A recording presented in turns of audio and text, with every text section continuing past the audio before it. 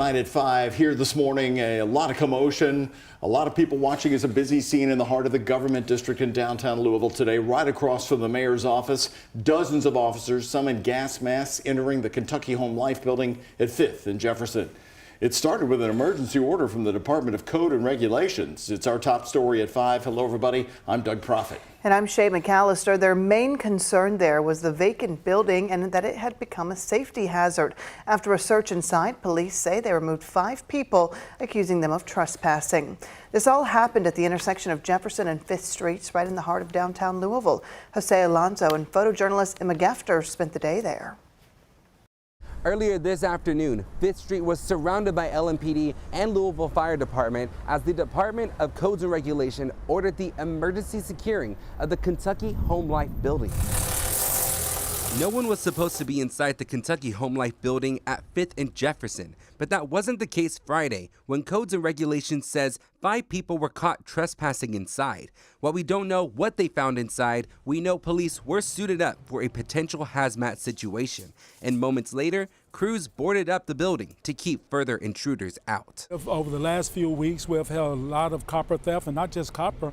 We've had wiring for internet accesses. As you see, this building is interconnected with other existing businesses, so AT&T has problem keeping that internet service for some of these buildings, and so it's just been a big problem of keeping the building safe and secure. The scene caught the attention of people downtown, like local attorney Scott Curran, who worked in the area for 30 years. For years, it was a place where lots of lawyers had their practices, and it slowly people were using it less and people were moving out. Probably a few years ago, 5 years ago or so. Karam says at one point he rented space in the building to hold some storage, but he ultimately took his stuff out because of safety concerns. I saw that there was essentially nobody running the building, and I didn't want to lose I had files I needed to make sure I didn't lose. Codes and Regulations Director Richard Price made it clear there is no threat to the public, but they wanted to secure the building to prevent a dangerous situation. So there's a potential for fire hazards, and then we get a lot of trespassing.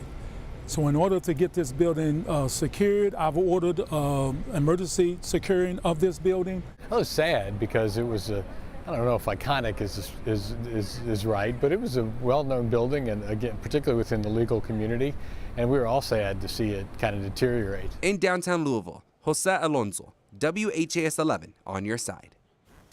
The Louisville Metro Homeless Services Division was also at the scene, providing referrals to the VA and addiction recovery centers. We're still working at this hour to find out who currently owns that property.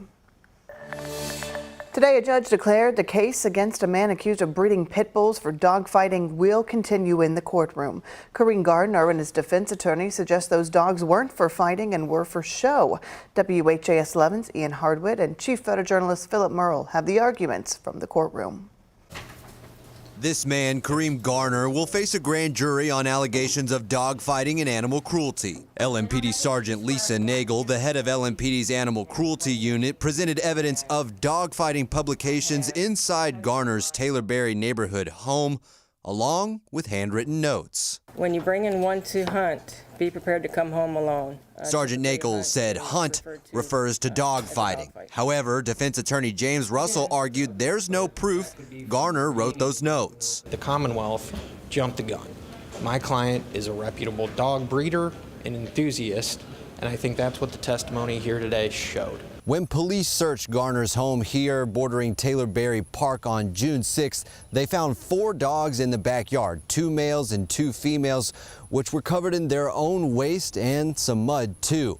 The defense attorney for Garner says that the exercise equipment found at the home indicates that those dogs were raised for shows and not fighting. Here's one example, LMPD's picture of a homemade carpet treadmill in Garner's basement with a chain meant to keep dogs in place. According to police, some of the dogs had worms. Now they're being held at Louisville Metro Animal Services. To be able to remove those 4 dogs and give them a better chance of a life, that's the reward in it. And that's why I do it. However, this case is just getting started, and the grand jury will decide if it goes to trial. In Louisville, Ian Hardwick, WHAS 11, on your side. Right now, Garner is out of jail on bond. He is not allowed to own any domestic animals while this case is going on in court.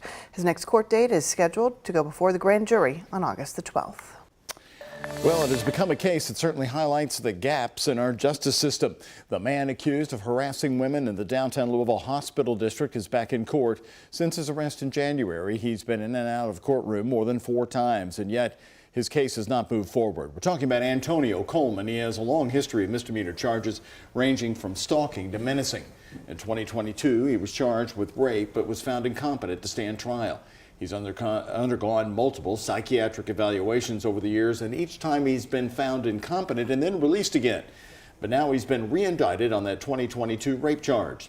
The prosecution hopes that a new witness in the case can prove Coleman is a clear danger to himself and others. Now his defense wants his bond lowered, saying the court cannot keep him in jail knowing that he isn't competent to stand trial.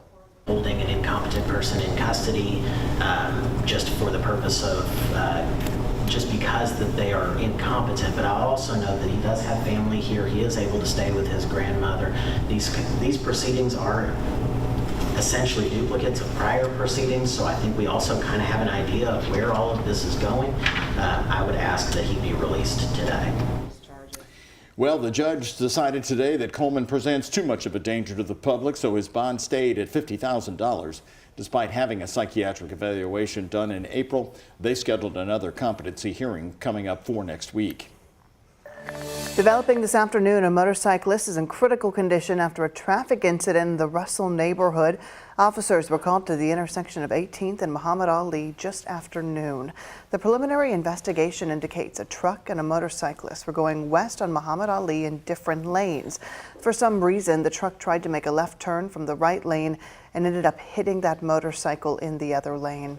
The motorcyclist was thrown from the bike, but the bike kept traveling, eventually hitting a nearby business. First responders took the motorcyclist to a nearby hospital. Police say they were not wearing a helmet. Right now, the traffic unit's handling this investigation. If you've been paying attention to the weather across the country, the massive heat wave that was parked over the Pacific Northwest now shifting across the country. And guess what? Coming right back over Kentucky. Oh, how lucky are we, Doug? Colleen Peterson keeping an eye on it for us. Hot weekend ahead, Colleen. It is going to be hot, but not too unbearable tomorrow, Sunday, Monday, Tuesday. That's when we're going to get to that triple-digit heat index forecast. Right now on that radar, we are tracking a few storms out to the west, but that's kind of fizzling itself out. Here locally, we're really not seeing all that much here in Jefferson County. Pretty dry out there and sunny and hot. Right now we're at 89 degrees and it feels a little bit warmer than that when we factor in that heat index. So we are seeing some passing clouds, which will only add to how comfortable it's going to feel when we have hot temperatures. 89 here in Louisville, 88 at Bowman Field, 86 at Fort Knox. It does feel like 92 degrees, so actually we went from 94 to 92, so we are cooling off with those clouds building here across town. That's really what's going to save us. However, in the immediate metro, we're 92 at the airport, but we're 102 is what it feels like in downtown. It is hot out there, 98 with a heat index currently in St. Matthews. We're going to keep that 20% with temperatures in the low 90s and upper 80s here over the next few hours. But as we head towards tomorrow, we are going to start to heat up. High of 93 degrees. Isolated pop-up storm is possible. We are going to stay mostly sunny. Hot in the upper 90s for heat index Saturday, but we're going to get to the triple digits on Sunday. I'll tell you how long that heat is going to stick around for coming up. Doug, Shay. Colleen, thank you very much. Ford Motor Company is taking a serious look at Shelby County for its next high-tech manufacturing facility. Ford is considering Shelbyville for a $400 million tech component factory. These are parts that would be mainly used in electric vehicles. The project would create 260 jobs with an average hourly rate of $36 an hour. Development leaders with the county say discussions with Ford have been going on for a year and a half now, and the judge executive says this would be big, especially for local workers. We have a lot of people that have to travel outside of Shelby County to go to work every day, Monday through Friday. Whether it be Lexington, we've got people going up into Indiana to work. And so to be able to give them an opportunity to stay home and increases what they get to take home because they're not spending as much on gas to get there. But there's a lot of people that would like to work in the same community that they live in. So this is a big opportunity for us. Potential sites like this one off of Taylorsville Road have been identified as possibilities. Nothing has been finalized just yet. New information today on a story we, of course, right here have been following closely for you. There are new concerns with new Chapel EMS. That's the ambulance service in southern Indiana. The Clark County agency did not have a paramedic on staff for several hours yesterday. We've learned some municipalities are now calling for a brand new EMS provider in Clark County. New Chapel says this was a scheduling issue and that a paramedic did clock in at 6 p.m. yesterday.